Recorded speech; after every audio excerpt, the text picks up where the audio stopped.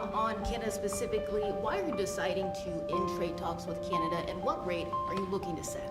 So Canada put a charge on some of our companies, and Canada's been a very difficult country. El 1 de agosto de 2025 marcó un punto de inflexión silencioso, pero devastador para el mercado industrial de Estados Unidos. En un giro inesperado pero característico, el presidente Donald Trump reactivó la sección 232 de la Ley de Expansión Comercial de 1962 y declaró al cobre como un metal estratégico vinculado directamente a la seguridad nacional.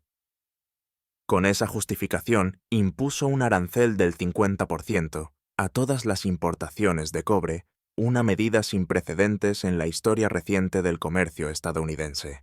En cuestión de horas, el sistema económico comenzó a sentir los efectos. El impacto fue inmediato. Los contratos de futuros del cobre en el Chicago Mercantile Exchange, CME, se dispararon un 13% en un solo día, alcanzando valores récord entre 5,64 y 5,69 dólares por libra.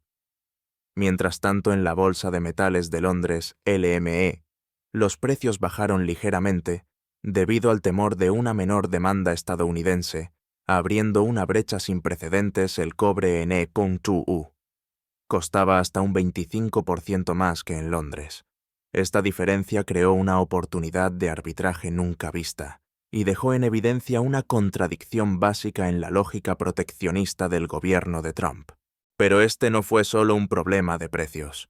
Fue una llamada de atención brutal sobre el estado real de la cadena industrial estadounidense. El cobre no es un simple commodity, es un componente esencial en sectores como el automotriz, energético, tecnológico y de telecomunicaciones. Cada automóvil eléctrico utiliza alrededor de 80 kilovuelos de cobre. Cada red eléctrica depende de conductores de cobre. Cada nuevo desarrollo en energías renovables lo necesita para su infraestructura.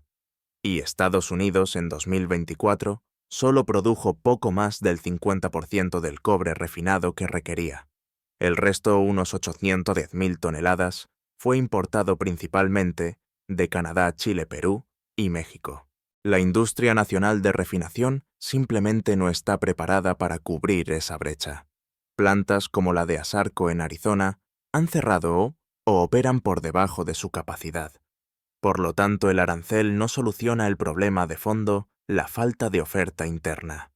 Al contrario, lo agrava encareciendo los precios, reduciendo la disponibilidad y exponiendo al país a nuevos riesgos de interrupción de suministros. El cobre se transformó de un metal industrial a un símbolo de vulnerabilidad económica. Para entender la magnitud de este error estratégico, basta con revisar la historia. En los años 30, bajo la presidencia de Herbert Hoover, I.U. impuso aranceles altísimos en un intento por proteger su economía.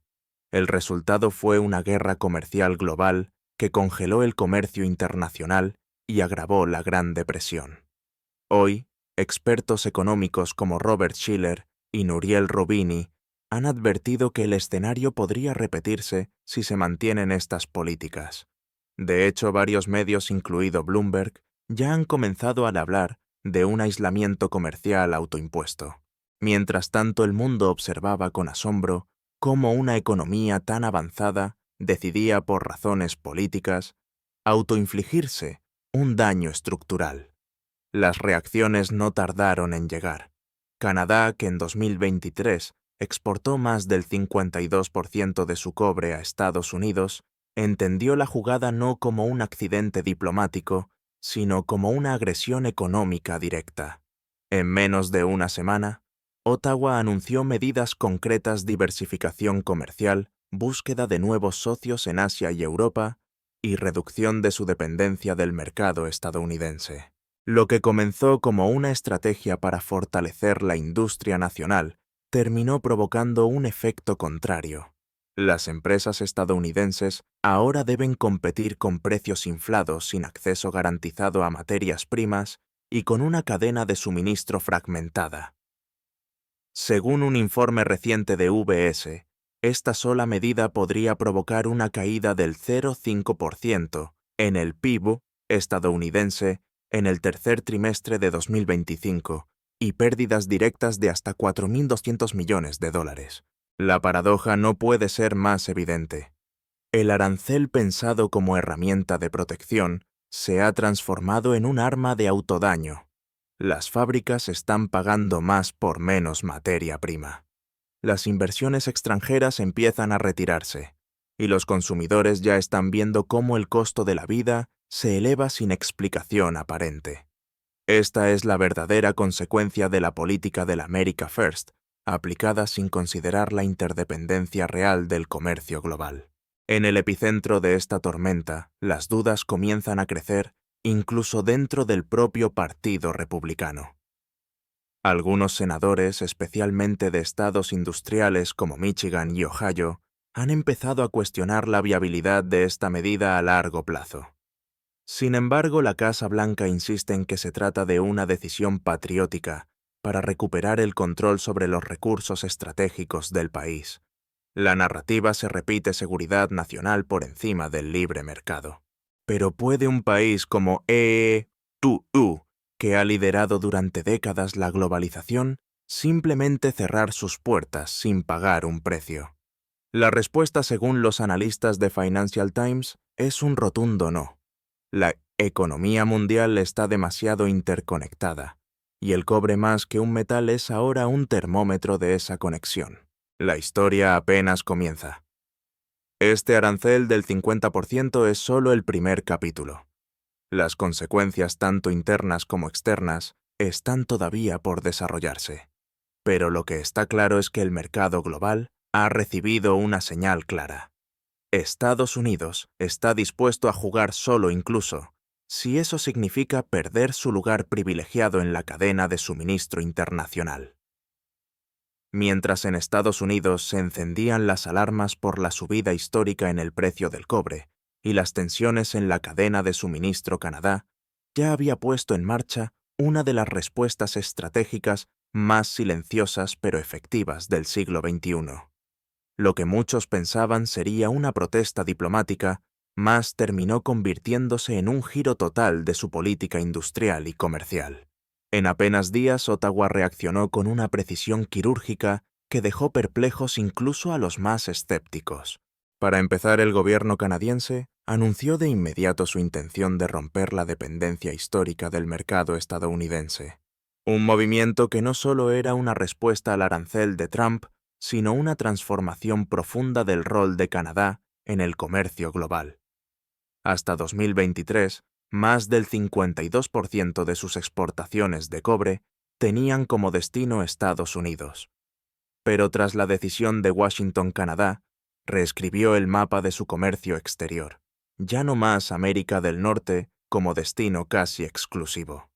Ahora el foco se trasladó hacia Asia, particularmente Japón, Corea del Sur y China. Las grandes mineras canadienses fueron las primeras en reaccionar. Empresas como Teck Resources y Hudbay Minerals, con operaciones clave en Quebec y Columbia Británica, comenzaron a desviar sus embarques hacia nuevos clientes asiáticos. Según Reuters, incluso Glencore, multinacional suiza con fuerte presencia en Canadá, comenzó a reconfigurar sus contratos y logística. Pero el cambio no fue solo comercial, fue geopolítico. En lugar de seguir enviando cobre refinado a Estados Unidos, Canadá comenzó a exportar cobre en bruto hacia Asia, donde las capacidades de refinación son más amplias y modernas. Este paso significó cortar a EEUU de toda la cadena de valor del refinado. Por primera vez en décadas, las fundiciones estadounidenses quedaron fuera del circuito. Y eso, en términos económicos, equivale a una herida abierta en el corazón de la industria estadounidense. El gobierno canadiense, por su parte, respaldó estas decisiones con una inversión sin precedentes, $1.800 millones canadienses, unos 1.850 millones de dólares estadounidenses destinados a ampliar la capacidad de exportación de cobre fuera del continente. Esta cifra no fue improvisada. Refleja una visión de largo plazo que busca reposicionar a Canadá no como proveedor de materias primas para un solo cliente, sino como actor estratégico en la cadena global de minerales. Los fondos anunciados se destinarán a mejorar puertos, vías férreas, sistemas logísticos e incluso nuevas rutas marítimas para conectar más eficazmente con Asia. Todo ello con el objetivo de consolidar una independencia económica que le permita a Canadá resistir futuras medidas proteccionistas. Más aún se prevé que parte del dinero será utilizado para impulsar una nueva generación de plantas de procesamiento fuera de Norteamérica, cerrando así el círculo de autosuficiencia en refinación. Este giro estratégico también vino acompañado de un cambio de narrativa. Según declaraciones del Ministerio de Comercio Internacional de Canadá, la decisión de Trump no solo fue vista como injusta, sino como una señal de que EU ya no era un socio confiable. Y si bien no se rompieron relaciones diplomáticas, sí quedó claro que el lazo comercial entre ambos países ha entrado en una nueva etapa de cooperación forzada a competencia estratégica. El impacto de este cambio no tardó en sentirse. Según cálculos del Centro Canadiense de Estudios Estratégicos, si se implementa completamente el plan de diversificación, las exportaciones canadienses de cobre hacia Asia podrían multiplicarse por 5 en menos de 3 años. Al mismo tiempo, la participación de Estados Unidos en ese mercado se desplomaría poniendo en riesgo a cientos de empresas que hasta ahora dependían de la materia prima canadiense para sus operaciones. Más allá de los datos económicos, lo que ocurrió en esas primeras semanas de agosto fue un cambio de mentalidad. Canadá dejó de verse como el hermano menor en el Tratado de Libre Comercio de América del Norte. Tomó el control de su destino comercial y con una sola jugada reposicionó sus activos estratégicos en el tablero geopolítico global. Expertos como Jennifer Welch, exasesora del secretario general de la ONU, han señalado que esta respuesta no es solo una cuestión de comercio, es una lección de soberanía moderna. En un mundo multipolar, depender de un solo cliente, por más poderoso que sea, es un error estratégico. Y Canadá acaba de demostrarlo con una maestría sorprendente. De hecho, según informes del Asia Pacific Foundation of Canada, las negociaciones con Corea del Sur y Japón para contratos a largo plazo de suministro de cobre están más avanzadas de lo que se pensaba. Se estima que para finales de 2026, más del 40% del cobre canadiense irá directo a Asia, consolidando un eje económico que excluye por completo a Estados Unidos. Mientras tanto, en Washington, la administración Trump ha mantenido un discurso de firmeza. El propio presidente declaró que ningún país intimidará a Estados Unidos con amenazas comerciales. Pero la realidad es que la amenaza no vino en forma de intimidación. Vino como estrategia, inversión e inteligencia comercial. En resumen, lo que comenzó como una disputa arancelaria se ha transformado en una redistribución del poder económico. Canadá ya no es simplemente un proveedor de cobre para la industria estadounidense. Es ahora un competidor estratégico con alianzas globales y un plan de largo plazo para consolidarse como actor clave en el mercado de metales.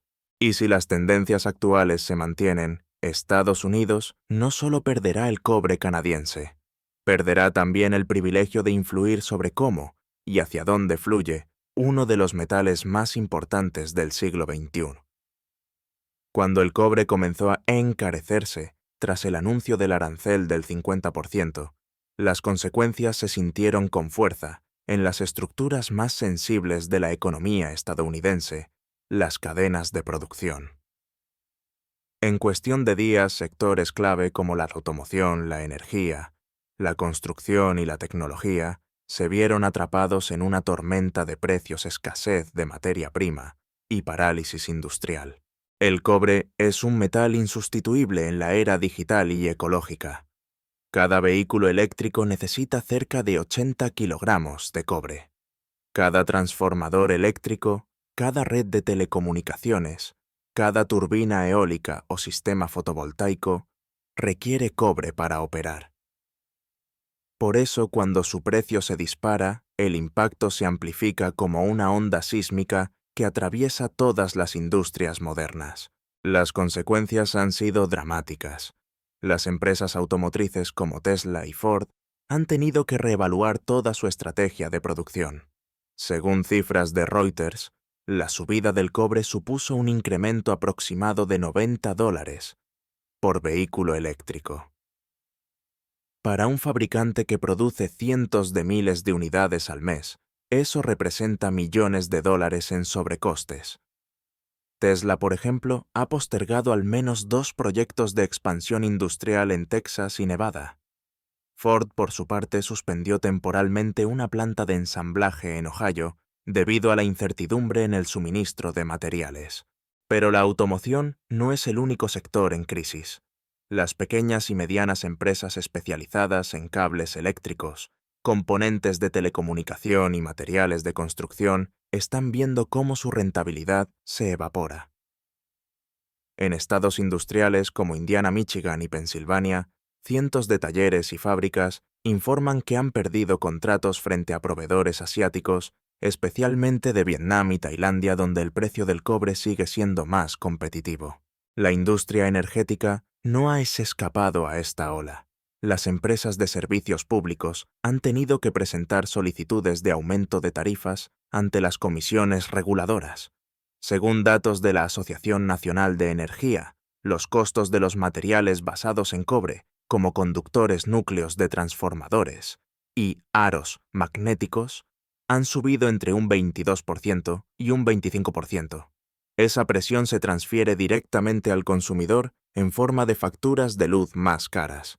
El análisis más preocupante proviene de UBS y otros bancos de inversión como Credit Suisse. Según sus proyecciones, la economía estadounidense podría perder hasta un 0,5% del PIB en el tercer trimestre de 2025, debido a la contracción en sectores clave afectados por la crisis del cobre. Más de 4.200 millones de dólares en pérdidas directas ya se han contabilizado exactamente el valor del comercio de cobre canadiense que desapareció del mercado estadounidense tras la reacción de Ottawa. Además, existe un fenómeno oculto que multiplica el riesgo: el agotamiento de los inventarios. Muchas empresas están operando gracias a reservas de cobre adquiridas antes del arancel. Sin embargo, expertos de Financial Times advierten que estas existencias podrían agotarse en las próximas semanas, y cuando eso ocurra, el golpe será doble sin materia prima, y con precios por las nubes, las fábricas se verán obligadas a parar líneas de producción enteras. En paralelo, el gobierno de Trump ha minimizado la situación. Funcionarios del Departamento de Comercio insisten en que los aranceles estimularán la inversión en la minería y refinación doméstica. Pero esa narrativa choca con la realidad. Las plantas de refinado en EEE-2 son escasas, obsoletas o cerradas. ASARCO. Una de las principales en Arizona no tiene capacidad para suplir la demanda nacional. De hecho, según datos de la Comisión Federal de Comercio en 2024, solo el 5% del cobre refinado utilizado en el país fue producido localmente. Por tanto, el sueño de autosuficiencia promovido por Trump está lejos de concretarse. Y mientras tanto, el país importa más caro, produce menos y pierde contratos. Una tormenta perfecta. Además, el golpe también está generando tensiones políticas internas. En el Congreso, representantes de ambos partidos han comenzado a expresar preocupación. Legisladores republicanos de estados manufactureros, que hasta ahora apoyaban a Trump, han empezado a distanciarse de la medida. Los demócratas, por su parte, han aprovechado la crisis para criticar la política económica del presidente y exigir medidas de alivio para las pequeñas empresas. En este contexto, los grandes ganadores parecen ser los países asiáticos. Vietnam, Indonesia, Malasia y especialmente China están aprovechando el vacío que deja EE-2 en las cadenas globales. Han comenzado a absorber parte del cobre canadiense que antes iba al mercado norteamericano y lo están transformando en productos refinados y exportables. Esto no solo fortalece su posición económica, sino que también incrementa su influencia estratégica en sectores sensibles como la electromovilidad y las energías renovables. Según un informe de Bloomberg, en el último mes, las exportaciones chinas de cables de cobre refinado hacia Europa y América Latina aumentaron un 14% justo cuando EEUU sufre escasez. Esto refleja una reconfiguración silenciosa del poder industrial global donde Washington pierde protagonismo y Asia gana terreno. Y como si fuera poco, el Fondo Monetario Internacional, FMI, ha emitido una advertencia si el conflicto comercial entre EE.U y sus socios tradicionales se agrava, podría afectar el crecimiento global en hasta 0,3 puntos porcentuales. En un momento de desaceleración post-pandemia, esta cifra es alarmante. Por último, vale destacar que muchos analistas, incluso dentro del mercado bursátil, consideran que este conflicto con el cobre podría ser el preludio de una guerra comercial más amplia. Si EEPU decide extender esta política arancelaria a otros metales como el níquel, el litio o el aluminio, podría desatar una reacción en cadena que comprometa aún más su posición en los mercados globales. En resumen, lo que parecía una medida puntual ha desencadenado una crisis estructural. Las cadenas de suministro están quebradas, los precios suben, la producción se ralentiza, y mientras tanto el mundo se reorganiza en torno a un nuevo eje económico, un eje del cual Estados Unidos corre el riesgo de quedar excluido. En la superficie, el conflicto por el cobre parecía una disputa técnica entre gobiernos aranceles y cadenas industriales, pero en la realidad cotidiana, el impacto está golpeando directamente a quienes menos tienen herramientas para protegerse los consumidores estadounidenses. Desde el precio de un vehículo eléctrico hasta la factura de electricidad o el costo de construir una vivienda, el efecto dominó de la decisión arancelaria de Trump está arrastrando silenciosamente a millones de hogares hacia una crisis de costo de vida. Los datos son contundentes. Cada automóvil eléctrico en Estados Unidos, ya sea un Tesla, un Ford o un GM, utiliza decenas de kilos de cobre, desde los cables de alimentación hasta los motores eléctricos.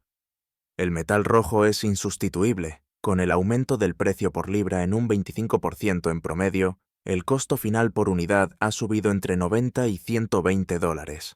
Sin embargo, ese número es solo la punta del iceberg. La presión acumulada en la cadena de suministro sumada a los retrasos por escasez ha llevado a fabricantes a aplicar aumentos de entre $3,000 y $6,000 en el precio final de ciertos modelos eléctricos. La paradoja es amarga en un momento en que el gobierno federal promueve la transición hacia la movilidad verde. Los aranceles impuestos por la misma administración están haciendo inalcanzables los vehículos eléctricos para la clase media. Así, la electromovilidad para todos se convierte en una promesa distante para millones de ciudadanos.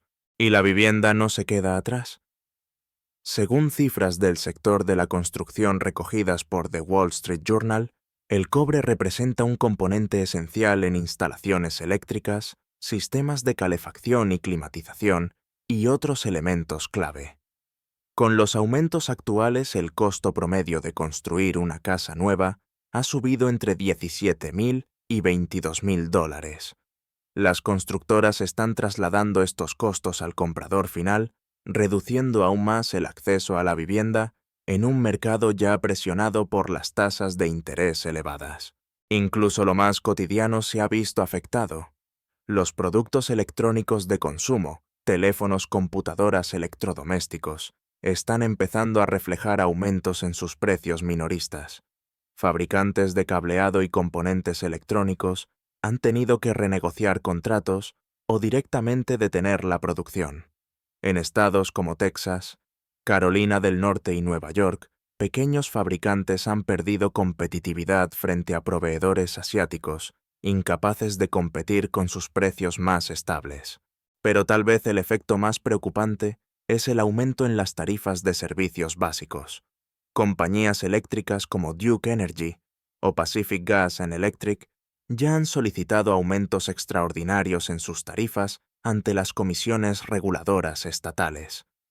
La razón: el cobre utilizado en transformadores, conductores y subestaciones se ha encarecido en más del 20% y no hay forma de absorber esos costos sin trasladarlos al usuario final. Ryan Young, del Competitive Enterprise Institute, lo expresó con claridad en CBS News. Los aranceles al cobre van a hacer que la transmisión eléctrica sea más cara, el mantenimiento de las redes más difícil, y todo eso lo pagará el consumidor. Y así está ocurriendo. Desde pequeños aumentos en las facturas de luz hasta grandes retrasos en proyectos de modernización energética, el efecto es acumulativo y generalizado. Además, la presión comienza a sentirse en el empleo. Empresas como General Motors han informado pérdidas de hasta $1.100 millones derivadas de las interrupciones previas en el comercio internacional, y ahora enfrentan nuevos impactos por el arancel al cobre. En un reporte filtrado por Reuters, se advierte que si las condiciones no mejoran, algunas plantas podrían reducir turnos o incluso despedir personal técnico y operario. El mismo escenario se repite en industrias de energías renovables, telecomunicaciones e infraestructura digital. Los efectos, por tanto, no son solo económicos, sino sociales. Los hogares pagan más, las empresas ganan menos, y el desempleo podría volver a crecer. Y todo esto ocurre en un contexto de inflación aún elevada, con la Reserva Federal enfrentando un dilema: subir más las tasas y frenar aún más la economía, o mantenerlas y arriesgar un nuevo repunte de precios. Incluso sectores indirectos están empezando a notar la presión. Las escuelas y hospitales, que están en proceso de renovación o expansión, han tenido que detener proyectos debido a la subida en materiales. Las universidades que instalan nuevas redes de datos o laboratorios tecnológicos están reevaluando presupuestos. El cobre, tan silencioso como ubicuo, se está convirtiendo en el factor que decide si una obra se realiza o no. Y mientras tanto, las promesas de la Casa Blanca de que todo mejorará con el tiempo suenan vacías. No hay un plan de inversión claro para aumentar la capacidad de refinación interna. No se han anunciado nuevas minas estratégicas, y las alianzas comerciales con otros países productores como Chile o Perú están tensionadas por el temor de que nuevos aranceles también los alcancen. En ese vacío de estrategia, los consumidores se sienten abandonados. Las asociaciones de consumidores han comenzado a movilizarse. Grupos como Consumers Union y Public Citizen han exigido transparencia en la aplicación de las tarifas y han pedido al Congreso que investigue el verdadero impacto del arancel en los bolsillos de las familias trabajadoras. Y aún más revelador es que muchos estadounidenses desconocen la raíz del problema. Ven subir los precios, pero no saben que detrás del alza en su factura de electricidad o en el costo del auto nuevo hay una decisión arancelaria tomada en nombre de la seguridad nacional. Una narrativa que comienza a resquebrajarse a medida que las consecuencias se sienten más cerca del hogar. En definitiva, lo que se presentó como una medida para proteger a la industria nacional se ha transformado en una carga directa sobre los hombros de millones de consumidores. Y mientras los grandes fabricantes ajustan sus estrategias globales, el ciudadano común no puede hacer más que pagar sin entender por qué todo, desde un teléfono hasta una ventana eléctrica, cuesta hoy un poco más que ayer. El cobre, invisible en la vida diaria, ha pasado a ser el reflejo de una política que, lejos de fortalecer amenaza con debilitar su tejido económico y social desde dentro. Lo que comenzó como un movimiento unilateral por parte de Estados Unidos para proteger sus intereses estratégicos ha terminado por reconfigurar silenciosamente el orden comercial global. El cobre, un recurso esencial pero frecuentemente ignorado en los titulares, se ha convertido en catalizador de un nuevo equilibrio de poder económico. Y la pregunta inevitable es: ¿está Estados Unidos avanzando hacia una independencia estratégica o cavando su propio aislamiento económico desde que Canadá redibujó su mapa comercial y desplazó sus exportaciones de cobre hacia Asia Se han multiplicado las señales de un nuevo escenario multipolar. Las fundiciones en China. Corea del Sur y Japón ya han incrementado su actividad. No solo están refinando el cobre canadiense, sino utilizándolo para fabricar productos de alto valor añadido que luego exportan paradójicamente a los mismos mercados que antes dependían de Estados Unidos. En este contexto, Canadá ha dejado de ser un mero proveedor. Ha evolucionado hacia actor estratégico con autonomía decisoria, inversiones a largo plazo y nuevos vínculos comerciales. Su plan de inversión de $1.800 millones canadienses no solo diversifica la logística, crea una red de resiliencia frente a futuros choques. La posición dominante que Estados Unidos disfrutó durante décadas como centro de procesamiento y distribución de cobre ha comenzado a erosionarse, y ese proceso parece ya irreversible. Pero esta transformación no se limita al cobre.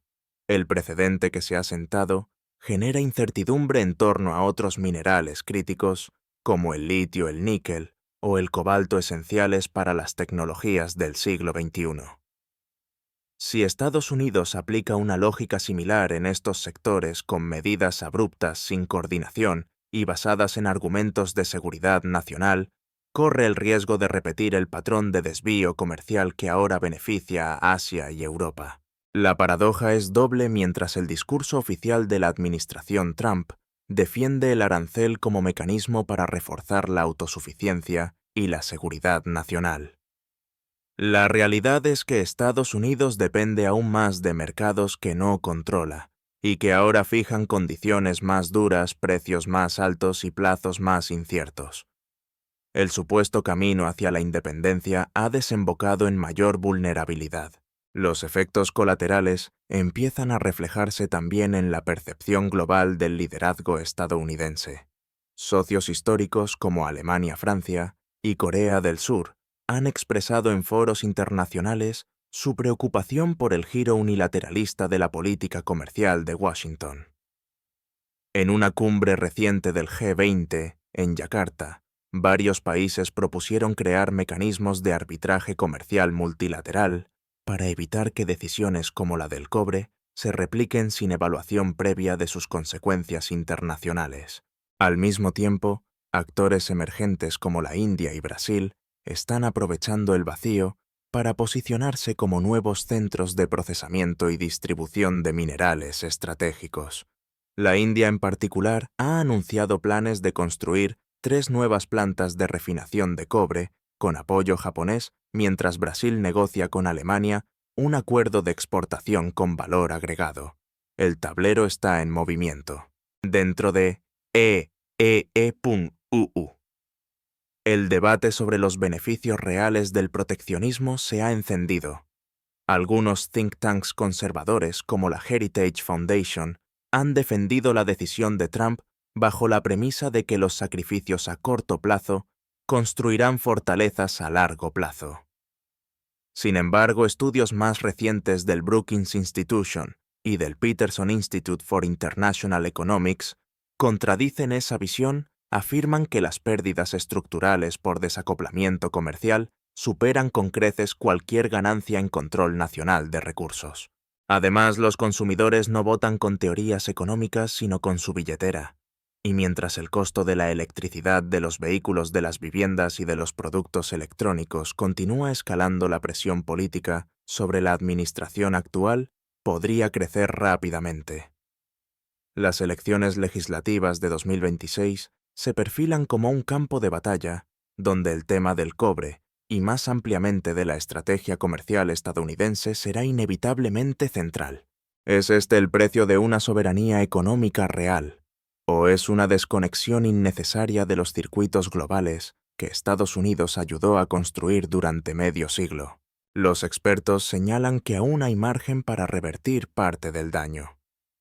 Restablecer el diálogo con socios estratégicos como Canadá, renegociar tratados bilaterales con reglas claras de juego e incluso invertir en infraestructura de refinación nacional podrían ser pasos viables para restaurar equilibrio. Pero el tiempo es limitado. Cada semana que pasa sin una respuesta estructural Los mercados se adaptan a la nueva realidad y Estados Unidos pierde influencia relativa. Y mientras tanto el mundo no se detiene. La guerra en Ucrania, las tensiones en el mar de China meridional y el auge del nacionalismo económico en Europa están empujando a los países a buscar alianzas flexibles, pragmáticas y libres de imposiciones.